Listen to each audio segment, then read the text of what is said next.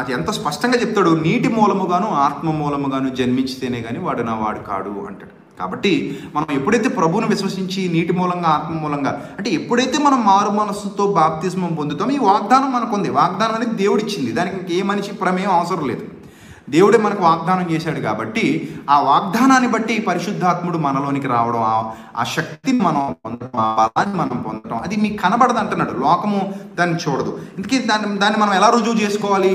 పరిశుద్ధాత్ముడు మనలో ఉంటాడని మనం ఎలా రుజువు చేసుకోవాలి బాప్తిస్మం పొందిన తర్వాత అని అంటే, యోహాను సువార్త 3వ అధ్యాయంలో ఈ డౌటు నికోదేము కూడా వచ్చింది. నికోదేము కూడా వస్తే ఆ నికోదేము వచ్చి 3వ వచనం, యోహాను సువార్త 3వ అధ్యాయం 3వ వచనం. ఈ 3వ వచనంలో నికోదేము గారు యేసు ప్రభువుని అడుగుతున్నారు. అందుకు యేసు అతనితో, ఒకడు కొత్తగా జన్మించితేనే కానీ అతడు దేవుని రాజ్యమును చూడలేడని మీతో నిశ్చయముగా చెప్పుచున్నాను. ఇక్కడ దేవుని రాజ్యము అనగా సంఘము అని అర్థం. అర్థమవుతుందా? దేవుని రాజ్యము అనగా ఇక్కడ సంఘము అని అర్థం. సంఘాన్ని గురించి మాట్లాడుతున్నాడు ఇక్కడ. ఒకడు కొత్తగా జన్మించితే కానీ వాడు సంఘములోనికి అనగా దేవుని రాజ్యం అనగా క్రీస్తు రాజ్యంలోనికి ప్రవేశించలేడు, చూడలేడని మీతో నిశ్చయంగా చెప్తున్నాను. అందుకు నికోదేము, ముసలివాడైన మనుషుడు ఎలా జన్మించగలడు? చూసారా, ఆయన చెప్తున్న ఆత్మ సంబంధమైన జ్ఞానం ఈ నికోదేము గారికి అర్థం కాలేదు. అందుకని అంటాడు, ముసలివాడైనోడు ఎలా జన్మిస్తాడు, మరి రెండో మరి తల్లి గర్భమందు ప్రవేశించి జన్మిస్తాడు అని ఆయన అడుగగా ఆయన ఏమనుకున్నాడంటే భౌతికమైన జన్మగా దాన్ని అర్థం చేసుకున్నాడు. రైట్, ఇప్పుడు మీరు జాగ్రత్తగా ఆలోచించండి. రెండవ మారు తల్లి గర్భమందు ప్రవేశించి జన్మింపగలడా అని ఆయన అడగగా ఏసి ఇట్లా, నేను ఒకడు నీటి మూలముగాను ఆత్మ మూలముగాను జన్మిస్తేనే కానీ దేవుని రాజ్యములో ప్రవేశింపలేడని నీతో నిశ్చయముగా చెప్పుచున్నాను. శరీర మూలముగా జన్మించింది శరీరము, ఆత్మ మూలముగా జన్మించింది ఆత్మ. శరీర మూలంగా జన్మించింది శరీరం, అది భౌతికంగా కనబడుతుంది. కానీ ఆత్మ మూలంగా జన్మించింది ఆత్మ జన్మించింది. శరీర మూలంగా శరీరం జన్మించింది, ఆత్మ మూలంగా ఆత్మ జన్మించింది. ఇప్పుడు మా అమ్మ శరీరంలో నుండి నేను వచ్చా, మీ అమ్మగారి శరీరంలో నుండి మీరు వచ్చారు. అమ్మ శరీరంలో నుండి మన శరీరం 9 నెలలు అమ్మ శరీరంలో ఉండి ఇంకో శరీరాన్ని రూపుదిద్దుకొని బయటకు వచ్చిందంటే అమ్మ శరీరంలో నుంచి మనకు శరీరం వచ్చింది. ఈ సంగతి మనందరికీ తెలుసు. అలాగే ఆత్మ వలన ఆత్మ జన్మించింది. మనం ఆత్మీయంగా జన్మిస్తున్నాం, కంటికి కనబడుతుంది అది. ఇప్పుడు మన తల్లి 9 నెలలు మోయటం కంటికి కనబడుతుంది, 9 నెలల తర్వాత బిడ్డను కనడం కంటికి కనబడుతుంది. కానీ ఆత్మ వలన జన్మించడం అనేది కంటికి కనబడదు. శరీర మూలంగా జన్మించింది శరీరము, ఆత్మ అదృశ్యమైనది కనుక ఆత్మ మూలంగా జన్మించింది ఆత్మ. అది ఎవ్వరి కంటికి కనబడదు. మనం పరిశుద్ధాత్మను ఎలా కలిగి ఉన్నామనేది మన క్రియల ద్వారా, మన బ్రతుకు ద్వారా తెలిసేదే తప్ప మనం ఏ రుజువు ఎవరికి ఇవ్వలేము. ఎవ్వరికీ అది కంటికి కనబడేది కాదు. ఒక బిడ్డ జన్మించాడు అని చెప్పాలి అంటే కంటికి కనబడుతుంది, ఎందుకంటే శరీర మూలముగా జన్మించింది శరీరం కనుక. కానీ ఆత్మ మూలముగా జన్మించింది ఆత్మ, అది కంటికి కనబడేది కాదు. కాబట్టి ఈ విషయాన్ని ప్రతి ఒక్కరూ అర్థం చేసుకోవాలి. మీరు బైబిల్ని ధ్యానించడం అనేది అంత ఈజీ కాదు. ఇప్పుడు చూడండి, ఒక పాయింట్, ఒక చిన్న విషయాన్ని మీకు చెప్పడం కోసం అరగంట పాటుగా నేను అనేక రెఫరెన్సెస్ మీకు చూపిస్తూ వస్తున్నాను. విన్నారు కదా ఫ్రెండ్స్, అన్నగారు మాట్లాడుతున్న ఆ యొక్క మాటలు. సో వాటి గురించి మనం కొంచెం మాట్లాడుకుంటూ వాక్య పరిశీలన చేద్దాము. అన్నగారు ఉపయోగించిన మాటలను చూద్దాం. పరిశుద్ధాత్ముడు మనలో ఉంటాడు అని ఎలా రుజువు చేసుకోవాలి? పరిశుద్ధాత్ముడు మనలో ఉంటాడని ఎలా రుజువు చేసుకోవాలి అనే విషయం ఆయన మాట్లాడారు. ఇక్కడ నికోదేముని గురించి, అక్కడ జరుగుతున్న సందర్భం గురించి మాట్లాడారన్నమాట. మీరు పరిశుద్ధాత్ముడు మనలో ఉంటాడని మనం ఎలా రుజువు చేసుకోవాలి బాప్తిస్మం పొందిన తర్వాత అని అంటే, యోహాను సువార్త 3వ అధ్యాయంలో ఈ డౌటు నికోదేము కూడా వచ్చింది. నికోదేము కూడా వస్తే గమనించినట్టయితే ఈ డౌట్ నికోదేము కూడా వచ్చింది అన్నారు కదా. ఏ డౌట్ అది? తనలో పరిశుద్ధాత్ముడు గురించిన డౌటా? కానీ నిజానికి అక్కడ వాస్తవం చూడాలంటే నికోదేముకు వచ్చిన సందేహము పరిశుద్ధాత్మల గురించి కాదు. నికోదేముకు వచ్చిన సందేహం ఏంటంటే క్రొత్తగా జన్మించడము అంటే ఏంటో కూడా అర్థం కాల. నూతన జన్మ గురించి ఆ విషయము అర్థం కాలేదు అని మనం గ్రహించాలి. అందుకే కదా నికోదేము అంటాడు, రెండవ మారు తల్లి గర్భంలో ప్రవేశించి మళ్ళా జన్మించగలరా అని చెప్పేసి అడుగుతూ ఉంటాడు. అంటే అదేంటి? నూతన జన్మ గురించి నికోదేము అక్కడ అర్థం కాని స్థితిలో ప్రశ్న అనేది అడిగాడు. ఇతగాడికి నూతన జన్మ గురించి అర్థం కాల, ఇంకా పరిశుద్ధాత్మల గురించి ఏం అర్థమవుతుంది? కాబట్టి మీరు ఆలోచన చెయ్యాలి. అక్కడ సందేహము అనేది పరిశుద్ధాత్మల గురించి కాదు, మనలో ఉంటాడు అని చెప్పారు కదా. పరిశుద్ధాత్ముడు మనలో ఏ విధంగా ఉంటాడు అనేది సందేహం అక్కడ కానే కాదు అని మనం అర్థం చేసుకోవాలి. ఇక్కడ ప్రభు మాట కనుక మనం చూస్తే యోహాను సువార్త 3వ అధ్యాయం 10వ వచనంలో చెప్తాడు కదా, యేసు ఇట్లనెను, నీవు ఇశ్రాయేలుకు బోధకుడివై ఉండి వీటిని ఎరుగవా? అంటే ఈ నికోదేము ఎవరు? బోధకుడై ఉండి కూడా ఈ నూతన జన్మ గురించి అర్థము చేసుకోలేని స్థితిలో ఉన్నాడు. కాబట్టి ఒకవేళ అర్థము చేసుకున్న సత్యమును గ్రహించలేని వ్యక్తిగా అక్కడ కనిపిస్తాడు మనకి. అందుకే ప్రభు కూడా అంటూ ఉంటాడు, నేను చెప్పిన మీరు నమ్మరు అని. సో నికోదేము సందేహము పరిశుద్ధాత్ముడు మనలో ఉంటాడు అని కాదు, నూతన జన్మ గురించి అని మనం క్లియర్గా ఇక్కడ అర్థమవుతుంది. పరిశుద్ధాత్మ కుమ్మరింపు గురించి అక్కడ ఎటువంటి సందేహం కూడా నికోదేముకు లేదు, ఎందుకంటే అసలు అంత అవగాహన లేనే లేదు అసలు నికోదేముకి. ఆ తర్వాత విషయం చూస్తే శరీర మూలముగా పుట్టింది అంటే శరీరం అనేది శరీర మూలముగా జన్మించింది, ఆత్మ అనేది ఆత్మ మూలముగా జన్మించాలి. ఈ విషయం మనము అర్థం చేసుకోవడానికి ప్రయత్నం చేద్దాం. శరీర మూలముగా, ఈ శరీరం అనేది తల్లిదండ్రుల ద్వారానే ఈ లోకానికి వచ్చింది. మనం పుట్టుకతోనే ఈ భూమి మీదకి మనం వచ్చాము అంటే మనలో ఆత్మ ఉంది, అప్పుడే ఆత్మ జన్మించింది ఈ భూమి మీద. ఇక్కడ శరీరానికి సంబంధించిన మాట ఇది. ఈ శరీరం అనేది శరీర మూలముగా జన్మించినది. మరో విషయం, ఆత్మ మూలముగా ఆత్మ జన్మిస్తుంది అంటే పరిశుద్ధాత్మ ద్వారా మనము నూతనంగా జన్మిస్తున్నాము అనే విషయాన్ని మనము జ్ఞాపకం చేసుకోవాలి. ఎందుకంటే శరీరము ఈ లోకంలో ఏ విధంగా అంటే శరీరం ద్వారానే వచ్చింది, తల్లిదండ్రులు శరీరస్తులు కాబట్టి ఇది శరీరం సంబంధమైన విషయము, కాబట్టి శరీరం జన్మించింది. ఆ శరీరంలోనే మనం ఆత్మగా జన్మిస్తున్నాము, కానీ అది నిజమైన జన్మ కాదు, నూతన జన్మ కాదు అది. ఇప్పుడు ఆత్మ మూలముగా జన్మించడం అంటే ఏంటి? పరిశుద్ధాత్ముడు మన పాపములను ఒప్పింపజేసినప్పుడు, మనము అది అంగీకరించినప్పుడు మనము నూతనంగా జన్మిస్తున్నాము, రక్షింపబడుతున్నాము. అంటే ఎవరి మూలముగా? పరిశుద్ధాత్మ మూలముగా. పరిశుద్ధాత్మ మూలముగా మనం జన్మిస్తున్నాం. ఇది అక్కడ ఆత్మ మూలముగా జన్మించడం అనేది కూడా మనం అర్థం చేసుకోవాలి. ఇక్కడ పరిశుద్ధాత్మ కుమ్మరింపు గురించి కాదు ఆ మాట.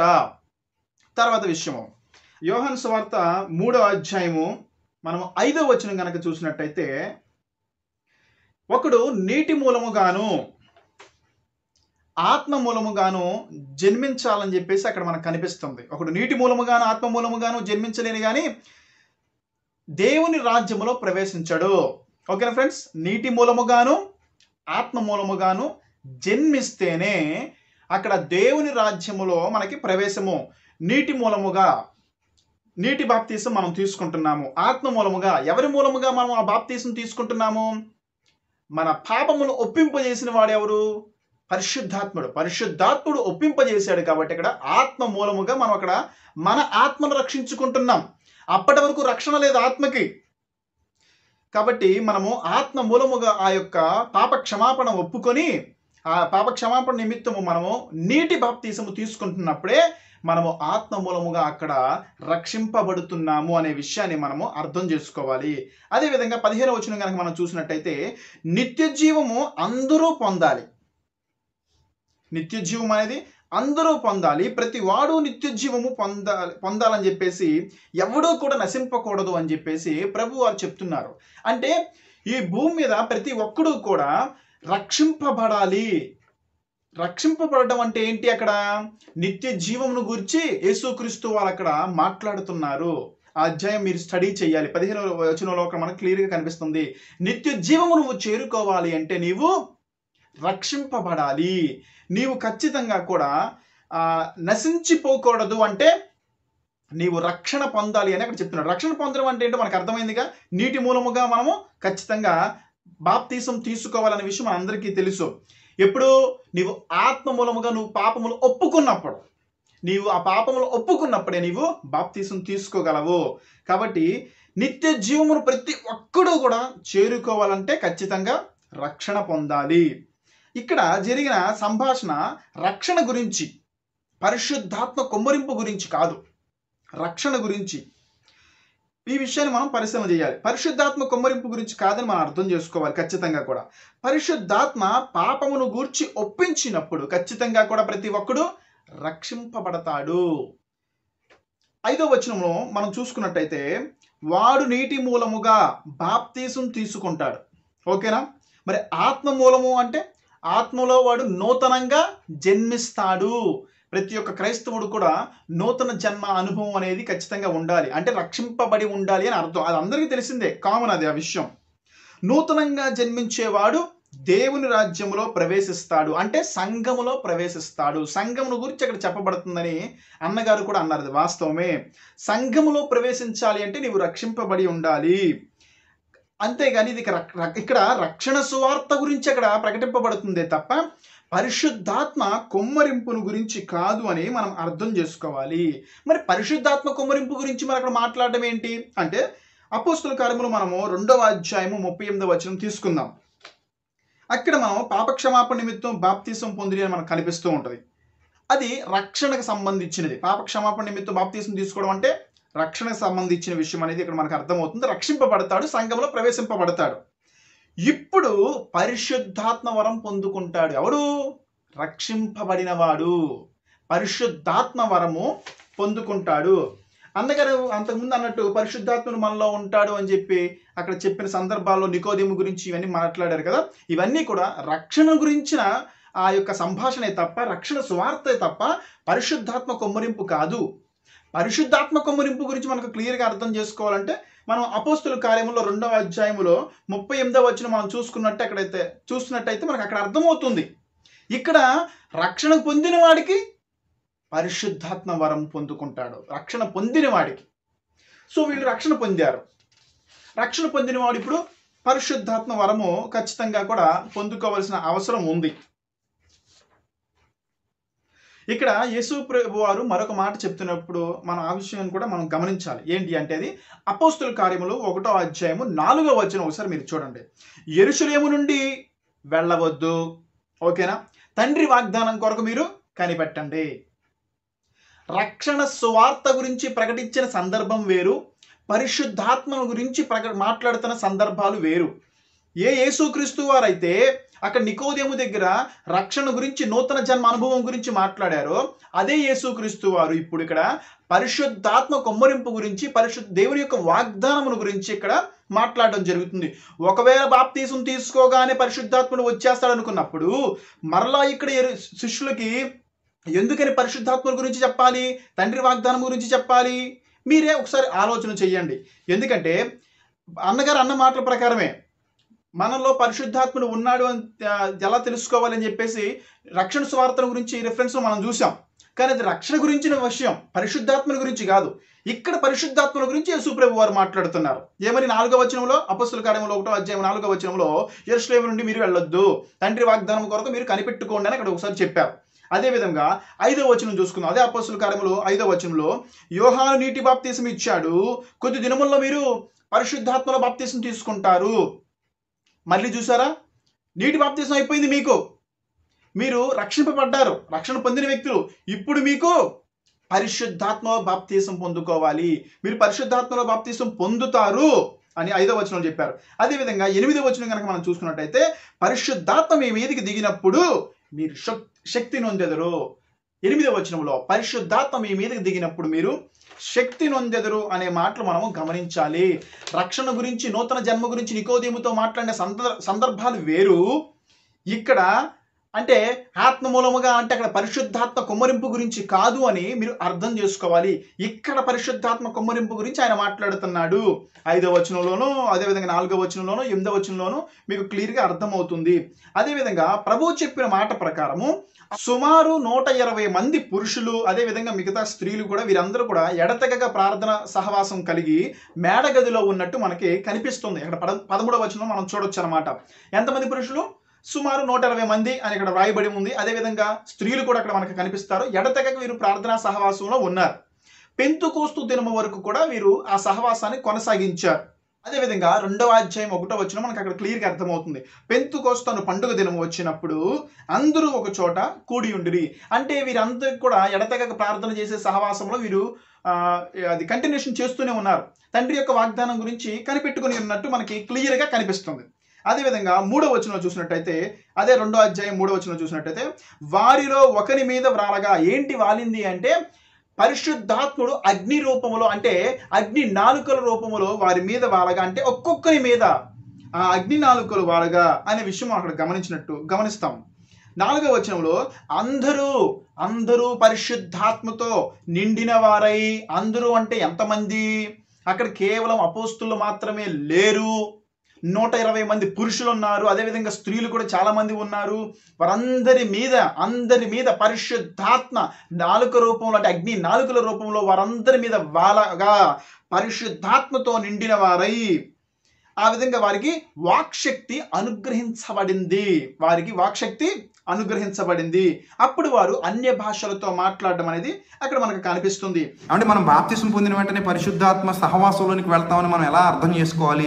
పరిశుద్ధాత్మ సహాయం మనకు ఉంటుందని బాప్తిసం తర్వాత మనం ఎలా గ్రహించాలి? అంటే నిజమైన మారు మనసుతో కూడిన బాప్తిసం అయితే, పశ్చాత్తాపడి మారు మనసు పొంది ప్రభువుని అంగీకరించి రక్షకుడిగా ఆయన మార్గాల్లో నడవడానికి ఇష్టపడి మనం బాప్తిసం తీసుకోవడానికి సిద్ధపడితే అప్పటి నుండి పరిశుద్ధాత్మ సహవాసంలో మీరు ఉంటారు. No doubt at all. ఇంకా అందులో ఖచ్చితంగా పరిశుద్ధాత్మ సహాయం మీకు ఉంటుంది. బాప్తిస్మం పొందిన నాటి నుండి పరిశుద్ధాత్మ సహవాసంలోనే మీరు ఉంటారు. ఏ డౌట్ పడక్కర్లేదు. ఏమండి? రైట్. ఇక్కడ బాప్తిసం తీసుకున్నప్పుడు పరిశుద్ధాత్మ సహవాసం కలిగి ఉంటారనేది 100% వాస్తవం. ఎందుకని అంటే పరిశుద్ధాత్ముడు తమ పాపములో ఒప్పింప చేసినప్పుడు వాటిని ఒప్పుకుని విడిచిపెట్టడానికి ఇష్టపడిన వాడే రక్షింపబడతాడు. అప్పటి నుంచి పరిశుద్ధాత్మ సహవాసం అనేది ఖచ్చితంగా కూడా ప్రతి ఒక్కరూ కూడా కలిగి ఉంటారు అనేది మనము జ్ఞాపకం చేసుకోవాలి. వాక్య పరిశీలన చేసేటప్పుడు ప్రతి ఒక్క రెఫరెన్స్ని మీరు నోట్ చేసుకోండి. ఓర్పుతో సహనంతో ఉండండి. నేను స్పీడ్గా చెప్తున్నాను కాదు, ఎందుకంటే మీరు చాలా ఒత్తిడిలో చాలా బిజీగా ఉంటారు కాబట్టి వాక్య పరిశీలన మీరు చెయ్యరు అంటే క్షమించాలి, మీరు చెయ్యరు అంటే మీరు చెయ్యరని కాదము. డిబేట్లు చూడడానికి ఇంట్రెస్ట్ చూపించే వాళ్ళు ఎక్కువ ఉంటారు. ఎదుటి వాళ్ళు సటైర్లు వేసే వీడియోలు చూడడానికి, ఎంటర్టైన్మెంట్ చేసే వీడియోలు చూడడానికి మీకు ఇంట్రెస్ట్ ఉంటుంది. కొంతమంది సహనంతో ఓర్పుతో చూసేవాళ్ళు ఉన్నారు. మీరందరికీ కూడా నా ప్రత్యేకమైన వందనాలు. ఎవరికైనా త్వరగా ముగించేస్తే బాగుండి అనుకునే వాళ్ళు చూడకపోయినా పర్వాలేదు. రైట్. కాబట్టి మళ్ళీ అగ్ని దిగుతుందని ఎవరైతే కనిపెడుతున్నారో మీరు మాయలో ఉన్నారు, మోసంలో ఉన్నారు. నాకు తెలిసి ఒక ఎగ్జాంపుల్ కూడా చెప్తాను. రాజమండ్రిలో ఒక ఆయన అగ్ని బాప్తిస్మం ఇస్తాను ఈరోజు మీ అందరికీ అని చెప్పి కొంతమందిని ఇసుకలో మోకాళ్ళు వేయించి ఎండలో కూర్చోబెట్టాడు. ఎండలో కూర్చోబెట్టి శరీరాన్ని నలగొట్టుకుంటే పరిశుద్ధాత్ముడు వస్తాడని బైబిల్ ఎక్కడైనా ఉందా? పోనీ అపోస్తలు ఏమైనా అలా చేశారా? అపోస్తలు ఎండలో కూర్చుని ఇసుక మీద మోకాళ్ళు ఉంటే పరిశుద్ధాత్ముడు వారి మీదకి దిగి వచ్చాడా పెంతెకొస్తు పండగ దినాన? ఇప్పుడు ఎందుకు శరీరాన్ని బాధ పెట్టుకోవాలి? అసలు ఎక్కడైనా ఉందా అలాంటిది? మీరు శరీరాన్ని బాధ పెట్టుకుంటే పరిశుద్ధాత్ముడు మీ మీదకి వస్తాడని? కాబట్టి ప్రతి విషయాన్ని మీరు జాగ్రత్తగా అబ్జర్వ్ చేయండి. అది తెలియదు, ఎవరికి తెలియదు. కాబట్టి ఎప్పటికీ అగ్ని దిగి వస్తుందని ఎవరైతే కనిపెడుతున్నారో వారు దయచేసి ఎలాంటి బిబ్లికల్ ఎవిడెన్స్ మీకు లేదు. అగ్ని దిగి వస్తుంది మీ మీదకని కానీ ఆ అనుభవం పొందినట్టు కానీ ఎవ్వరి దగ్గర ఎలాంటి ఎవిడెన్స్ లేదు. ఒకవేళ అగ్ని దిగి వస్తే కనుక అదేమి దాచేసేది కాదు, అది దాపరికం ఏమీ లేదు. ఇంక అందులో అదే మర్మంగా జరిగేదో రహస్యంగా జరిగేదో కాదు. పెంతెకొస్తు పండగ దినాన క్లియర్గా అందరికీ కనబడేలా జరిగింది. ఆ శబ్దం అంటే మారు మనసు పొందని వాళ్ళకు కూడా శబ్దం వినబడింది. అందుకే వాళ్ళందరూ పరిగెత్తుకొచ్చారు. ఏంటి బాబు ఈ శబ్దం ఏంటని పరిగెత్తుకొచ్చారు అందరూ కూడా. వస్తే అప్పుడు వీళ్ళు సువార్త ప్రకటించారు. కాబట్టి బైబిల్ని చక్కగా అబ్జర్వ్ చేస్తుంటే అగ్ని దిగి వచ్చింది అని ఎవరో చెప్పి నేను గదిలో ఉండగా నా మీదకి వచ్చేసింది అగ్ని అంటే అది అబద్ధం. ప్రూఫ్ ఉండాలి. ఎందుకంటే అపోస్తల కార్యాలు 2వ అధ్యాయం పబ్లిక్గా జరిగింది. అది అగ్ని దిగి రావడం కానివ్వండి, వారికి కనబడటం కానివ్వండి, ఆ శబ్దం వినబడటం కానివ్వండి, ఆ తర్వాత ఆ యెరూషలేములో ఉన్న వాళ్ళు ఈ శబ్దం విని గుంపులుగా వచ్చారని 6వ వచనంలో ఉంది చూడండి. గుంపులుగా వచ్చారు. ఈ శబ్దం అందరికీ వినబడుతుంది. మారు మనస్సు లేనోళ్ళకు కూడా వినబడింది. ఆ రోజు పరిశుద్ధాత్ముడు దిగొచ్చినప్పుడు మారు మనస్సు లేనోళ్ళకు కూడా శబ్దం వినబడింది. కానీ ఇప్పుడు ఆ శబ్దం వినబడినట్టు ఎక్కడ ఎలాంటి ఎవిడెన్సెస్ లేవు. బోలెడన్ని సంఘాలు ఉన్నాయి, ఎక్కడ శబ్దాలు వినబడవంతే. ఎందుకంటే అది లేదు, అది మంది కాదు. కాబట్టి ప్రియులారా, ఈ విషయంలో అగ్ని మళ్ళీ దిగి వస్తుందని ఎవరు చెప్పినా, మా మీదకి అగ్ని దిగొచ్చిందని ఎవరు చెప్పినా, లేకపోతే ఎవరి మీదకు అగ్ని దిగిందని ఎవరు చెప్పినా అవన్నీ పచ్చి అబద్ధాలు. బిబ్లికల్గా ఎలాంటి ఎవిడెన్స్ దానికి లేదు. పరిశుద్ధాత్మ నింపుదల అనుభవం పొందుకున్న వారికి మాత్రమే అర్థమవుతుంది. ఆ విషయాన్ని మీరు అర్థం చేసుకోవడానికి ప్రయత్నం చేయండి. ఎందుకంటే ఆత్మ సంగతులు కేవలము రక్షింపబడిన వాడికి, ఆత్మీయుడికి మాత్రమే అర్థమవుతాయి. అదే విధముగా పరిశుద్ధాత్మ నింపుదల అనేది పరిశుద్ధాత్మను పొందుకున్న వాడికి మాత్రమే అర్థమయ్యే అనుభవం. అది మనసులో పెట్టుకోవాలి. రాజమండ్రిలో జరిగిన సంఘటన గురించి అన్న చెప్పినప్పుడు నాకు నిజంగా చాలా బాధ వేసింది. అది చాలా దారుణమైన విషయం. ఆ మోకాళ్ళు వేసి ఆ ఎండలో ఆ విధంగా ఇసుకలో పరిశుద్ధాత్మ దిగి రావడం అనేది చాలా చండాలమైన పని. అది కరెక్ట్ కాదు. బైబిల్లో ఇసుకలో ఏమని నిజంగానే అది అంగీకరించి నేను కూడా సపోర్ట్ చేయను ఆ విషయానికి. మరొక విషయం నేను జ్ఞాపకం చేసుకోవాల్సింది ఏంటంటే, మత్తయి సువార్త 3:11 ప్రకారము అగ్ని బాప్తీసం అనే విధంగా అగ్ని రూపంలో పరిశుద్ధాత్ముడు అక్కడ మేడగదిలో దిగి రావడం అనేది జరిగిపోయింది. ఇప్పుడు అగ్ని రూపంలోనే రావాలి అనుకుంటే కుదరదు. వారికి చెప్పిన మాట అగ్ని రూపంలో అక్కడ అగ్ని బాప్తీసం జరుగుతుందని చెప్పాడు ప్రభు. అది అపోస్తలుల కాలంలో అక్కడ మేడగదిలో జరిగింది. ఇక్కడ ఇంకో విషయం ఉంది. డిక్లేర్ చేసి నేను చెప్పడంలా, కానీ ఇప్పటి వరకు సంఘ చరిత్రలో కానీ ఎక్కడ ఈ యొక్క నేను వినలేదు, వినబోను నేను అనుకుంటున్నాను. మరలా అగ్ని రూపములో అగ్ని నాలుకల రూపంలో పరిశుద్ధాత్ముడు దిగడం అనేది ఆ విధంగా జరగవలసిన అవసరం కూడా లేదు అనేది నా అభిప్రాయం. కారణం ఏంటి అంటే, పరిశుద్ధాత్మతో నింపబడిన సందర్భాలను మనము బైబిల్లో గమనించాలి, ఖచ్చితంగా గమనించాలి. అందరికీ ఒకే విధంగా అనుభవం ఉంటుంది అంటే అది కుదరదు. అలా అనుకుంటే పొరపాటు మీది. కానీ పరిశుద్ధాత్ముడు మాత్రము ఖచ్చితంగా నీవు ప్రార్థించినప్పుడు, నీవు అడిగినప్పుడు మాత్రము ఖచ్చితంగా తన ఆత్మశక్తితో నిన్ను నింపుతాడు. ఆయన నీ మీదకి దిగుతాడు. అది వాస్తవం. పరిశుద్ధాత్మ పొందడం అంటే ఒకే విధంగా ఉండాలని మాత్రం దయచేసి మీరు ఎవరు కూడా అనుకోవద్దు.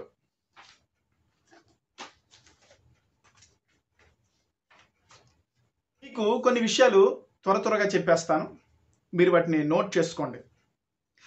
పరిశుద్ధాత్మతో నింపబడిన విధానాలు మనం బైబిల్లో గమనించినట్టయితే 2వ అధ్యాయం 3వ వచనం, అంటే అపోస్తలుల కార్యములు 2వ అధ్యాయం 3వ వచనంలో అగ్ని జ్వాలలుగా అక్కడ పరిశుద్ధాత్మతో నింపబడడం అనేది మనకి కనిపిస్తుంది. అదేవిధంగా రెండవసారి మరలా కూడా పేతురు యోహాను పరిశుద్ధాత్మతో నిండిన వారై అని ఒక విషయం కనిపిస్తుంది. అక్కడ అగ్ని జ్వాలల రూపంలో పరిశుద్ధాత్మను వాళ్ళ మీదకి దిగలేరు. 4వ అధ్యాయం 8వ వచనంలో అది. అదేవిధంగా అక్కడ పేతురు యోహాను వారికి జరిగిన అనుభవాల గురించి వారు స్వజనులకు తెలియజేసినప్పుడు అక్కడ అందరూ కూడా ఏక మనసుతో దేవుణ్ణి బిగ్గరగా మొరపెట్టి ఆయన స్తుతించారు. అక్కడ ప్రార్థన చేసినప్పుడు అప్పుడు వారు కూడి ఉన్న చోటు కూడా కంపించింది. వారందరూ కూడా పరిశుద్ధాత్మతో నిండిన వారై అక్కడ పరిశుద్ధాత్మతో నింపబడ్డారు.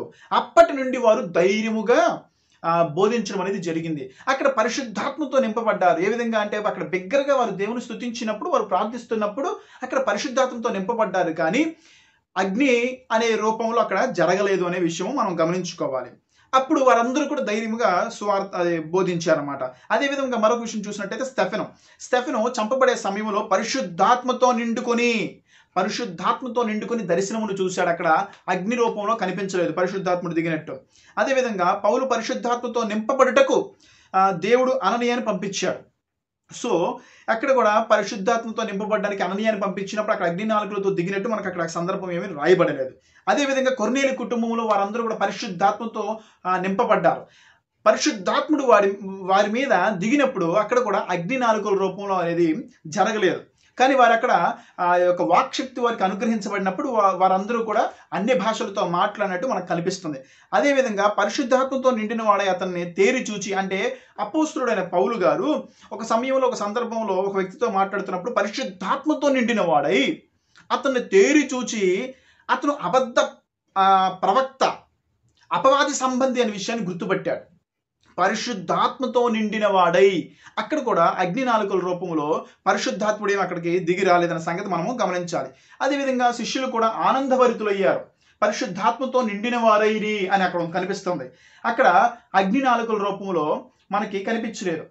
ఇన్ని సందర్భాల్లో పరిశుద్ధాత్మతో నిండి అని రాయబడింది, పరిశుద్ధాత్ముడు దిగాడు అనే విషయం కూడా మనకు కనపడుతుంది. అక్కడ అనేక మంది పరిశుద్ధాత్మ శక్తిని పొందుకున్నప్పుడు ప్రతి ఒక్కరూ కూడా అగ్ని నాలుకల రూపంలో మరలా వాళ్ళ మీద అగ్ని కురిసిందని అనుకుంటున్నారా మీరు? ఎక్కడా లేదే. కాబట్టి మనం వాక్యాన్ని పరిశీలన చేసినప్పుడు అందరూ కూడా ఒకే విధముగా అగ్ని చేతే నింపబడాలనేది లేదు. ఈ పరిశుద్ధాత్మకు అగ్ని అనేది ఒక సాదృశ్యంగా ఉపయోగించబడింది. అగ్ని రూపములో మేడగదిలో అక్కడ జరిగిందే తప్ప ఇప్పుడు ప్రతిసారి కూడా అగ్ని మాత్రము దిగిరాదు. కానీ పరిశుద్ధాత్మను అగ్ని రూపానికి, అంటే అగ్నికి సాదృశ్యంగా ఉపయోగిస్తారు. కాబట్టి ఇప్పుడు చాలామంది దైవజనులే కానీ ఎవరైనా సరే అగ్ని కురవాలి, అగ్ని చేత నింపబడాలి అంటే అక్కడ అర్థము పరిశుద్ధాత్మతో నింపబడాలి అని ప్రార్థిస్తున్నారు తప్ప నిజముగానే ఆకాశములోంచి అగ్ని వచ్చిద్ది, అగ్ని రూపంలో మరలా పరిశుద్ధాత్ముడు వస్తాడు అని అర్థము కాదు. ఇంతవరకు ఏ దైవజనుడు కూడా ఖచ్చితంగా ఆ అగ్ని నేను చూశాను అని నేను వెళ్ళలేదు. ఒకవేళ కనుక అలా చెప్తే మాత్రం అది అబద్ధమే అవుతుంది. సాక్ష్యాధారాలు ఉంటే చూపించాలి నేను కోరుకుంటున్నాను. కాబట్టి అగ్ని నాలుకల రూపంలో కాదు, అగ్ని అనేది పరిశుద్ధాత్మక సాదృశ్యంగా ఉపయోగిస్తారు. కాబట్టి అగ్ని బాప్తిసము కాబట్టి పరిశుద్ధాత్మ అగ్నితో నింపబడాలి అని ప్రార్థన చేయడం అనేది క్రైస్తవ సమాజంలో ముఖ్యంగా అది కామన్ వర్డ్.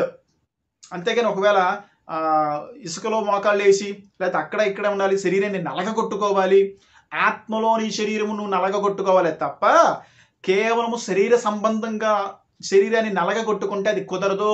పరిశుద్ధాత్మ నింపుదల ఎవరెవరికో మీరు గమనించుకోవాలి, వాక్య పరిశీలన చేయాలి. ఇంకా ఎక్కువగా మీకు వాస్తవాలు ఇంకా పరిశుద్ధాత్మ గురించి మీకు క్లియర్ కట్గా తెలియాలంటే నేను